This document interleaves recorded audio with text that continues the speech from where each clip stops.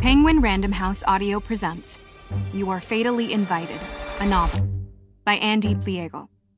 Read for you by Victoria Villarreal, Jeremy Carlisle Parker, Theodore Chin, Will Damron, Don Harvey, Mia Hutchinson Shaw, John Lee, and Alejandro Ruiz.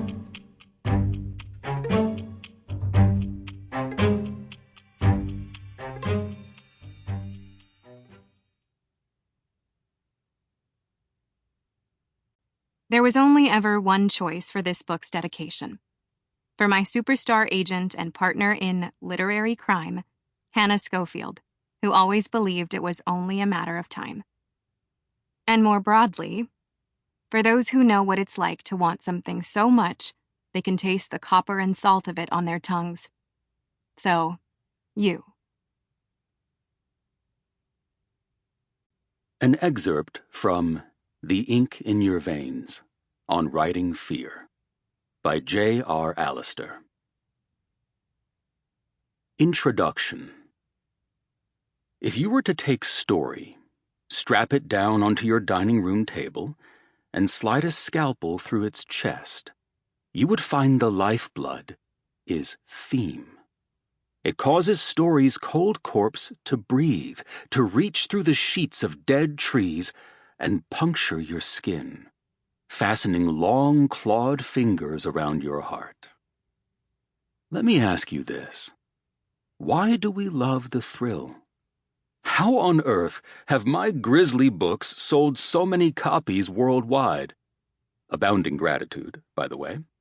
And why is The Haunting of Hill House still regarded as one of the greatest stories of all time? My theory is that the monster in the house, the killer in the dark, reflects ourselves. That in reading about a house morphing into a twisted mirror of a young woman's soul, we feel as though we too have looked ourselves in the eye. Like the Greeks, who witnessed plays of great tragedy and comedy to experience the emotion, we too hunger for confrontation of our innermost secrets. We've all done things in the dark, after all. Only, also like the Greeks, we want this experience in a safe environment. We don't want to face ourselves, not really. We just want to feel like we have, to sample the sting of guilt, the relief of catharsis, and to move along as if nothing happened. Writing is a kind of beautiful madness. It is slitting yourself open, bleeding your soul onto the page in that paradoxical mask of vulnerability perhaps only a writer can achieve. And writing fear requires the greatest vulnerability of all, a willingness to face your demons and set them free. But where do those demons come from, I wonder? Could they flow from a great burden, an unpardonable guilt, as so many of our protagonists shoulder? I think perhaps each of you knows what I'm referring to. And if you don't, well, over the course of this book, we shall all get rather well acquainted, shall we? I'm dying to begin. Day 1. The Dinner Party. The dinner party, wherein the characters are summoned to a secluded yet always opulent estate, usually by an enigmatic host, who may or may not appear. Murder and mayhem inevitably follow. The Ink in Your Veins, on Writing Fear. Index of Tropes. Chapter 1. Rodrigo. I was prepared to sell my soul for a one-way ticket back to Spain, and I'd only been off the plane for 3 hours. Ro? Olivia's cold fingers wound through mine, and I tore my gaze from the vein of dark cloud over the harbor. What is it? I extracted my face from my scarf and grazed my mouth against hers. Nada, mi vida. I glanced down the dock, the graying planks warped with age.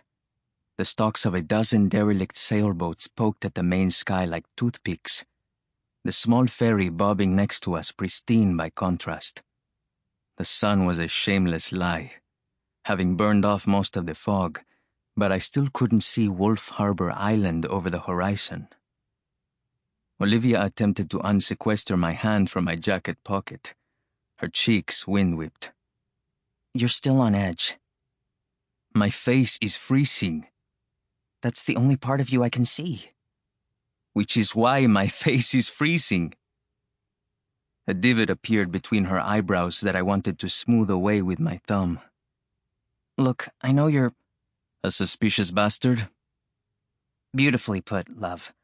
But I was going to say nervous.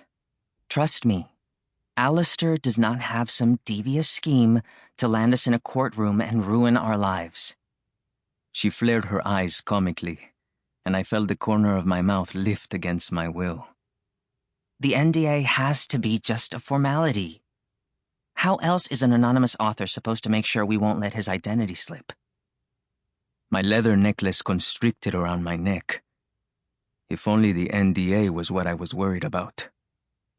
I'm sure you're right, I lied, sliding my arm around her shoulders. But a decade in courtrooms had instructed me that anyone was capable of anything, including celebrities, including authors, including myself. What on earth had possessed me to think coming was a good idea? Fashionably early, are we? The pitiless wind carried Fletcher's words to us, his British accent threading through them from down the dock, and the tension in my neck eased a little. His herringbone suit hugged his broad shoulders, and his hair was combed and gelled within an inch of its life. Just the way he'd looked the last time we'd gone out for drinks. Had it really been a year ago? Hello, lovebirds. Dread soured my relief at finally seeing my friend, who my wife was convinced was not my friend. But finalmente we might get some answers about the secretive nature of this retreat. I raised my arms affably. Fletch! Been a long time, hasn't it? We embraced, Fletcher's hand clapping my shoulder. He dipped his head to my wife. Olivia, darling, lovely as always. Fletcher? Olivia nodded her pale mane around one hand to keep it tamed, her smile not reaching her eyes. Fletcher's teeth flashed in a grin. What a week this'll be, eh? Did Alastor tell you anything? I asked, particularly concerning the NDA. It's a little odd for a writer's retreat, no? His expression turned sly. Unfortunately, my lips are sealed. A growl curled in my throat. Yes, we know you know more than we do. Can we skip to the part where you're helpful? I don't think it's odd, Olivia said to me, amicably rehashing the last 5 months of speculation. I mean, this is a huge deal. Alastor's first in-person event in his entire career of nearly 30 years. It totally makes sense for keeping his identity a secret. Which honestly makes me think the rumors are true. And it's not J.R. Alastor the original, but his son who's taken over writing in his name. Olivia. I dragged her name out with my thickest Spanish accent, shaking my head with a smile. That was one interview ages ago where Alastor mentioned having a child.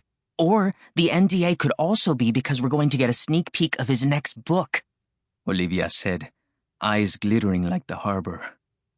Perhaps Alastor wants to work on it with us. Fletcher snorted.